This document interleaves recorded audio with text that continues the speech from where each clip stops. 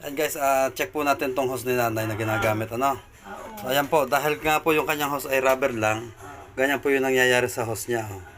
Katagalan po nito na hindi po nila na-check tong kanilang likuran ng hose. Ayan po yung inabot. Oh.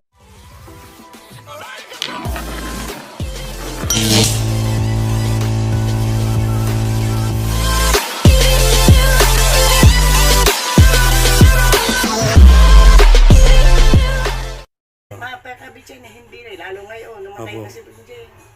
Ayan po yung ano. So ito po, ugalin po natin na i-check yung ating hose.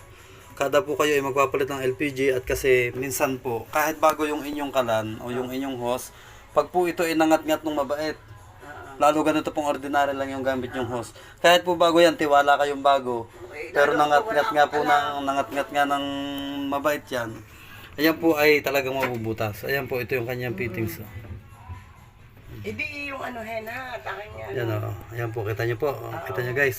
Sadyang ano na. Ayun.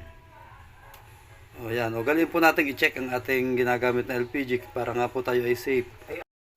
Yan, good morning mga kanino. At ito nga po yung bagong hose ni nanay. Ano? Original po ito. Bakit po? Ito po ay kagandahan. Plastic, tapos yun po ay kawad, tapos po ay saka pa lang po yung rubber. So ngayon, ang kagandahan po ito, kahit daga, hindi po siya basta-basta ang mga ngat-ngat. Ano? Hindi po kaya itong rubber na hose ni nanay. Ito yung ordinary niyang hose. Tanyo po yung nangyari sa kanya. Ayan, natunaw na po siya. Tsaka yung ganito pong klase ng hose, ito po kahit bagong-bago pa, pag po ito'y nangat-ngat ng mabait, ayan, maano po siya, mabubutas ka agad. At kagandahan din po nung nakakapagpa-deliver kayo, nakakapag-check po ng kalan yung magde-deliver nyo. Ano?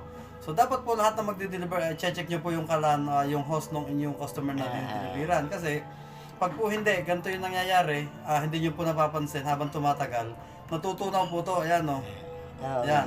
So yan, pagmumula na po yan ang leak, dapat po talagang na-check po yan. Kaya ito po yung bagong host ni nanay, install ko na po ito. Okay. Good morning nanay, yan po yung inyong lumang host, ano? Ano po masasabi niya sa bago nating host? Ay, maganda naman ang ano, mabutit ikaw ay nakilalang kuhan. Nakapaggawa ng host, nakapag dito sa ating kalan. So, ayan po yung lumang host ni nanay. Ayan po yung hawak-hawak niyang yan. Buti na lang at nakita, kinakilala ko na para yan. Ayan po. Susunod, hindi ikaw na lang na ikaw ang... Susunod po, no? Salamat po kay Ninong Nick. Salamat. Thank you po. So, yun mga kaninong, at asa na naman pong kalan ng ating naayos ngayong umagang ito. At ayan po yung host na pinagpalitan niya. O, yan. So, yan, kung makikita niyo po yung host na yan, medyo talagang natunaw na, no? Natunaw na. So, ayan guys. Sana po nakatulong sa inyo itong video na to. At kung nagustuhan niyo po ay huwag niyo pong kalimutan mag-subscribe, mag-heart react, at pa-share na rin po ng video. Maraming salamat po.